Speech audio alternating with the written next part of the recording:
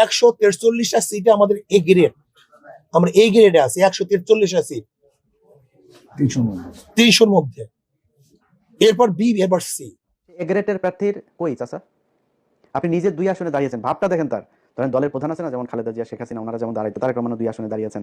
তো এই দলের প্রধান হলে আবার 3টা 4টা, আমি জানি না এটা কেন করে। তো 3টা 4টা 5টা আসনে এরকম দাঁড়ায়, এটা আমাদের দেশের বোধহয় রেওয়াজ এরকম। তো উনি ওই ভাবটা ধরতে গেছেন, উনি একা 2 আসনে দাঁড়িয়েছেন। ওরে বাবারে বাবা, 2 আসনে দাঁড়িয়ে 2 আসনে উনি হেরে গিয়েছেন। তারপরে এ গ্রেড প্রার্থী ওই যে রেজু ফজু চরমনার এই মাতালটা 150 আসন চেয়েছে। মানে ওনারে 150 দিতে হবে, জামাতের নেতৃত্বের জোটে জামাত 100 আসনই করবে, আর অন্যান্য যারা জোটের সঙ্গী আছে তাদেরকে বাকি 50টা। কি শিয়ালের ভাগ বুঝতে পারছেন? তাদের এ গ্রেডের 143টা প্রার্থী, সেই এ গ্রেডের প্রার্থীর কই চাচা? আপনি নিজে 2 আসনে দাঁড়িয়েছেন, ভাবটা দেখেন তার। ধরেন দলের প্রধান আছে না, যেমন খালেদা জিয়া, শেখ হাসিনা, ওনারা যেমন দাঁড়াইতো, তারেক রহমানও 2 আসনে দাঁড়িয়েছেন।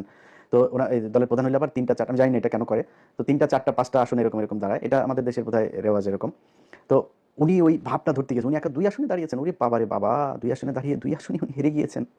কত বড় এ গ্রেডের ক্যান্ডিডেট আপনি, দলের প্রধান আপনি বুঝেন? একটাও পায় নাই। বলছিলাম না, আরো অনেকদিন আগে বলছিলাম না, এই 2টার একটাও পাস করবে না, একটাও পাস করে নাই। 143 আসন কই? চাপ দিয়া জামাতের কাছ থেকে নিতে হবে।